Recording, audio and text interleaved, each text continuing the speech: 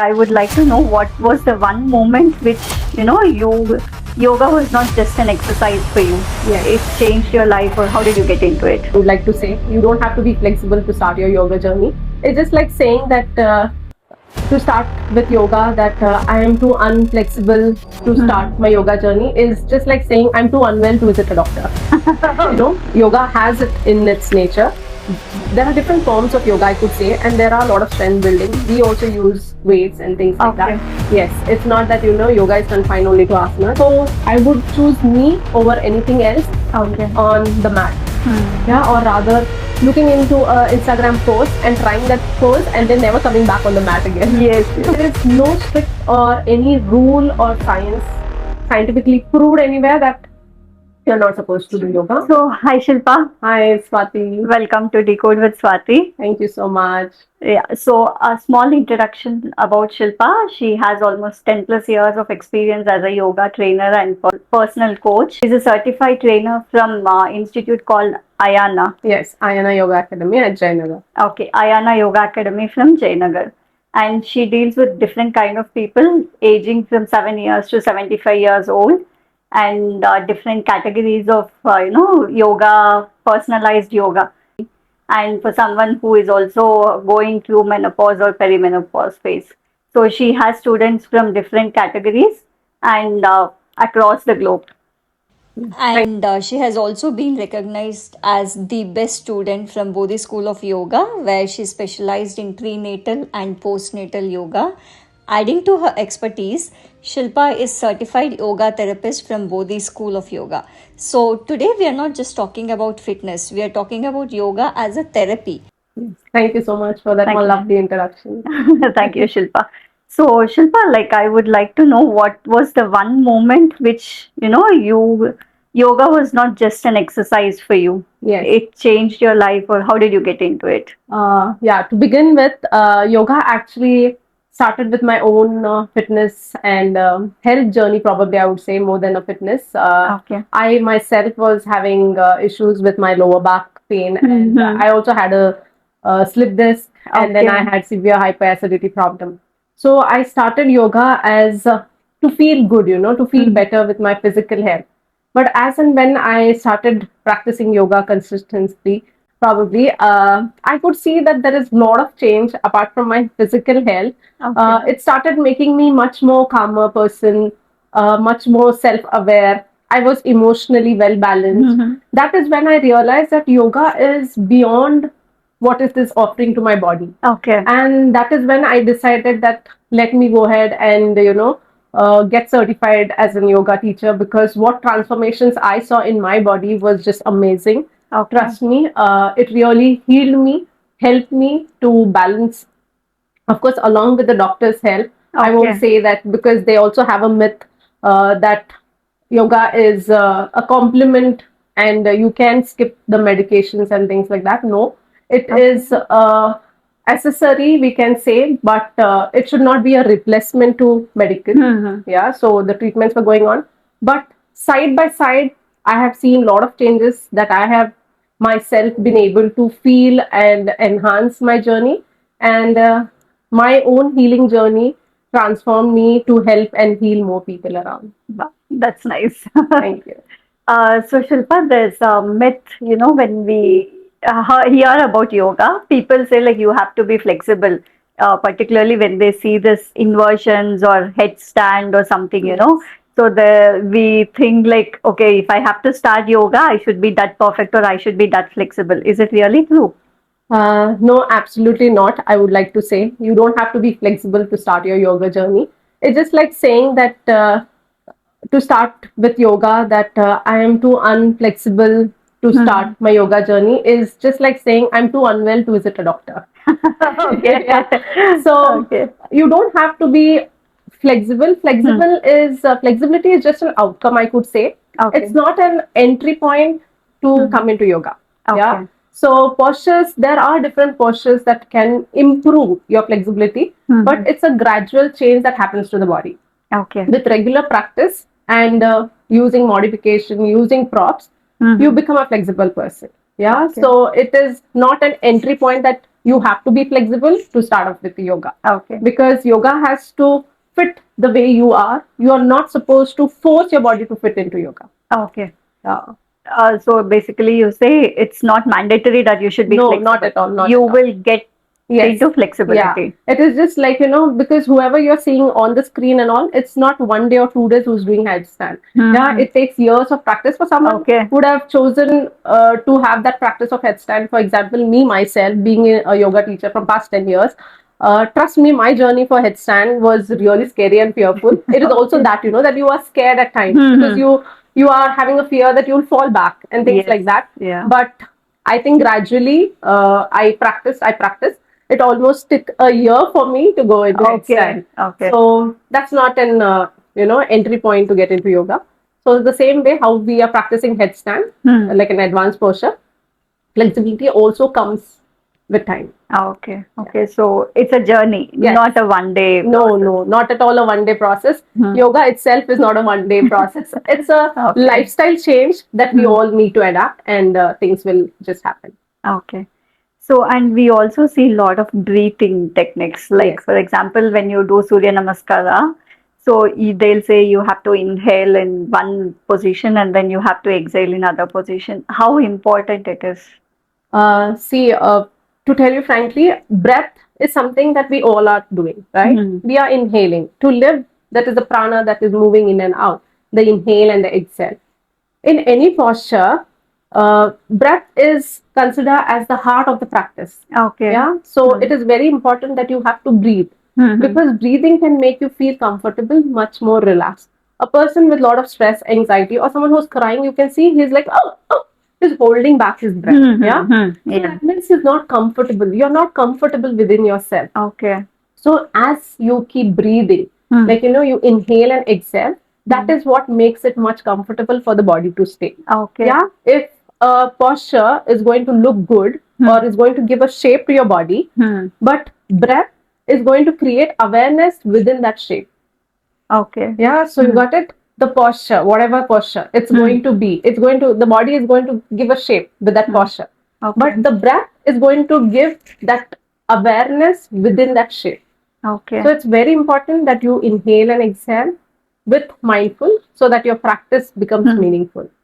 Okay. For example, if I'm starting today, Yeah. like I get confused with the breath. For example, like if I'm doing one pose, like whether I should inhale or exhale, or like when should I stop, or when should I hold it, all these things. In that case, rather I refer or tell all my students, just keep breathing. Okay. Yeah, that's the best thing. Don't hold your breath. Yeah, because when you're holding a posture, for example, you are into a particular posture and you're holding your breath, the body is instantly giving you a message, please come out of the pose or reduce the intensity. Because a pose should be comfortable, and comfort comes with breath. Okay. So you don't have to be worried whether I'm doing right or wrong. Initially, for a beginner practitioner, you just have to breathe. That is the best thing, that you inhale and exhale. And then further, you will understand when do you inhale exactly and exhale. Yeah, there are a lot of videos and things, the asanas. For example, in Surya Namaskar, you start with an inhale. You're arching back, you're opening up your chest, you inhale. When you go down, you exhale. So the postures are like that when you inhale and when you exhale. But still, if you don't get it, the best thing is to just breathe. Okay. Can we build strength through yoga? Like nowadays they say strength training is important. Yes, we do build strength by doing yoga. There are a lot of different kinds of yoga which people feel that yoga is just about flexibility, it's just about movement, or it is just like moving from one posture to other. But there are a lot of things that we have started, or like yoga has it in its nature. There are different forms of yoga, I could say, and there are a lot of strength building. We also use weights and things like that. Yes, it's not that yoga is confined only to asanas. Your own body weight is also a weight. Yeah? So that is how. And there are Vinyasa practice, there is Hatha practice, which helps in strengthening. Yeah, and these all different practices can help you to develop strength. Okay. So, for example, nowadays, like for women, especially during menopause or perimenopause phase, they say strength training is important. So, for example, if I think or if I take only yoga as an option to build my strength, is it fine, or should I do along with that, weights or something? See, it's perfectly fine that you choose, because some people do not have time to go out for gym, or Yeah. because people also feel it's fancy that you need to have that kind of Yeah. a particular clothing to go into a gym. Yes. But yoga is very simple, no? Grounded, yeah. Yeah. So you can choose yoga, but if you wish to choose gym, it's perfectly fine. I'm Fine. not against anything.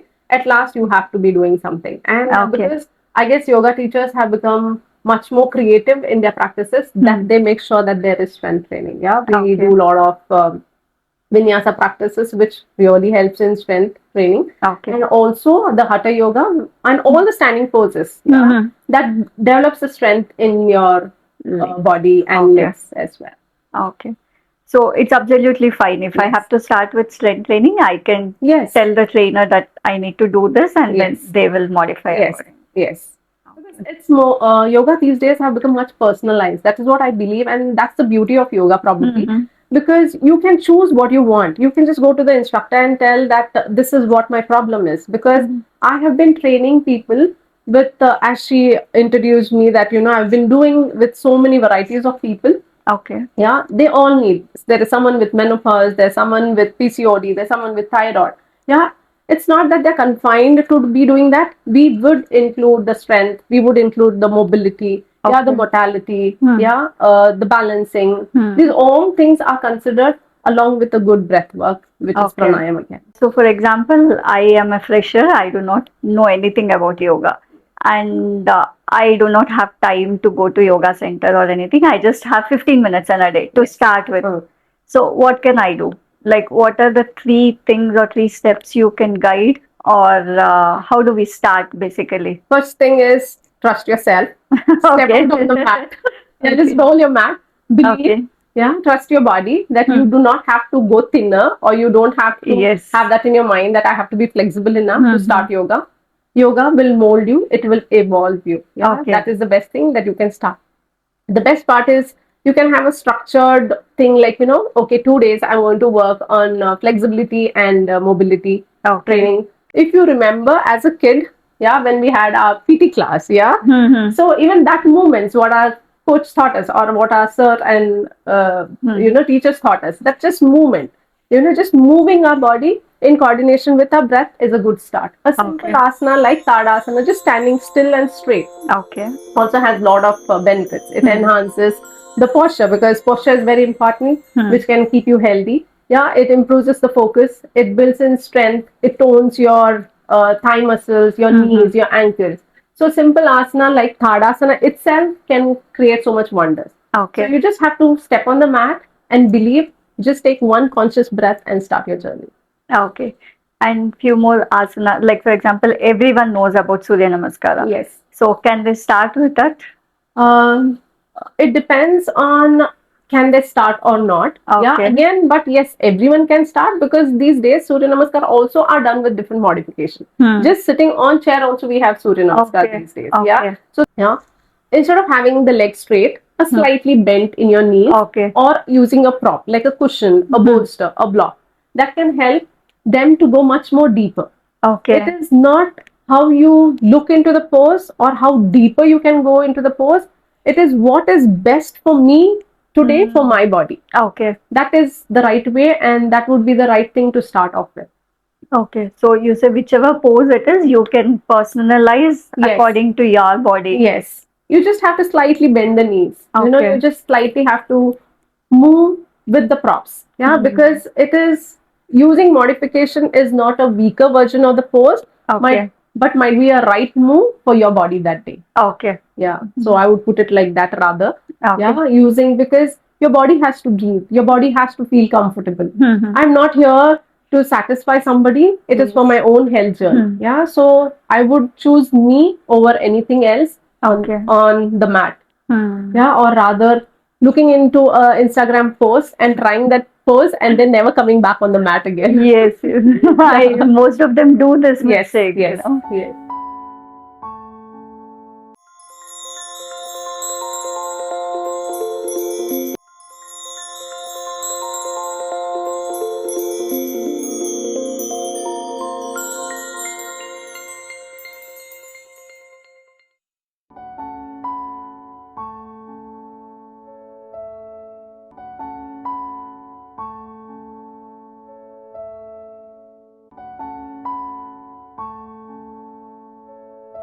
I have a few myths and facts. So I want you to say which is a myth and which is a fact. Yes. Okay. I'm too old to start yoga. A wrong myth, because my the person who I thought last was and yes, is practicing yoga till now, is 75 years old. Okay. I guess that is a pretty sweet age to still start yoga. Okay, so he's the first timer. He's starting completely new. He had done before earlier, Okay. but due to some injuries or some operations that he underwent, or like the surgeries that he been, so he had completely stopped, and then again Okay. he restarted his journey. So let's take him as an inspiration, probably. Okay. And also to tell my own parents who are like 75 and 65 Okay. do yoga with me. Okay. And so I feel age You're doesn't not matter. doesn't matter. Yes. Okay. So you need 1 hour in a day to do yoga? Not required. You can start your journey just by 10 to 15 minutes. 15 minutes. Yeah. Okay. Simple, start with simple asanas. You can start with some mobility and flexibility stretches. And that's it for the day. And a conscious 5 minutes of sitting, breathing, some pranayam. Everyone knows about analom, vinalom, nadi shodhana, the alternate nostril breathing. Even if they don't know how to, do it. So, for example, a woman is going through a menopause phase. So, what would you guide her? The perimenopause, menopause is a huge chapter itself, because every lady has a different journey in her perimenopause. Someone would feel fatigued, would feel tired. Someone would just have a lot of hot flashes. Even it's very, very cold outside, but she has been completely sweating throughout the day. Someone who feels very heavy in her body, very stiff on her lower body.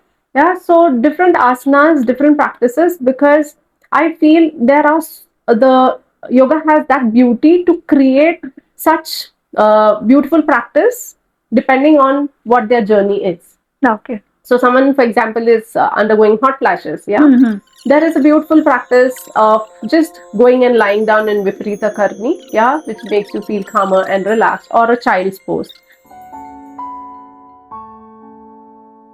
You can just sit and wherever she is can practice Shitali or Shitkari pranayam. That also is very calming, very relaxing. It gives you an instant coolness into the body. Yeah, someone who is having very tired legs, again, Viprita Karni will help because it relaxes the lower part of the body. Okay. Yeah. Someone who's going through a lot of mood swings. Yeah, there are a lot of beautiful restorative poses that they can practice.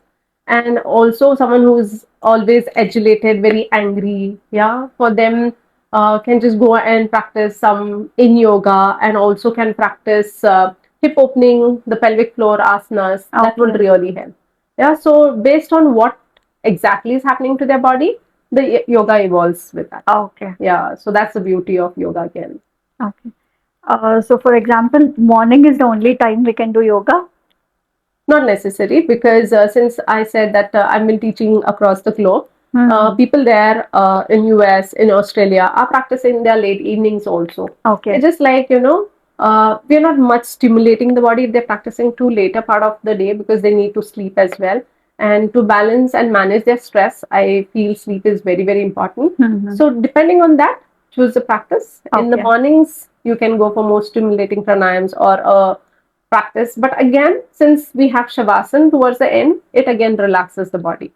So that should not be an excuse that I don't want to, because someone said that I can practice yoga only in the morning. Okay. You can practice in the evenings as well. We can. And again, choose. Might be because, some days some people say that I can practice in the morning, some days they're saying that I can practice in the evening. So accordingly, choose your practice, and you can go ahead and do yoga anytime in the day. Okay. Can we do yoga during periods? Yes, this is another myth. Most of the females and many of my students also, when they joined in, they kept on asking me, ma'am, I'm on my periods, can I do it? Yes, perfectly. Yes, you can. Menstruation is not a disease, by the way. It is just the practice how you do. Do practice with awareness and not with fear. Yeah, and that will guide you, and the comfort will guide the choice. That is more important. And anybody and every woman who is in her cycle can practice. Again, if they choose not to practice, if they are feeling very tired, very diseased, or nausea feeling, again the practice can evolve. Again, it can change.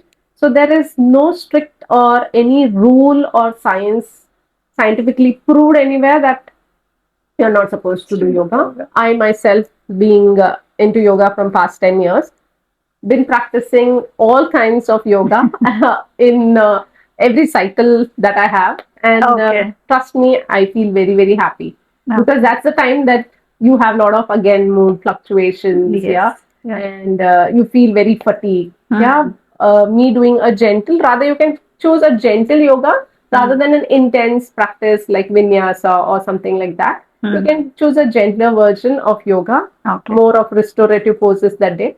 That would help. But there's nothing as such that we are not supposed to do yoga during menstruation. That's not right. Okay.